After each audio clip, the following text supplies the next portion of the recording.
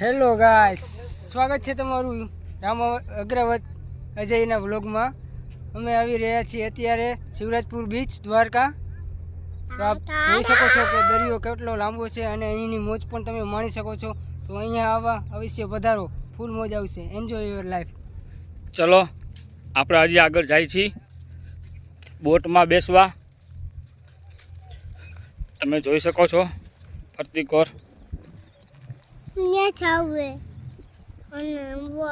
Ngoà cháu Bố mơ cháu về khởi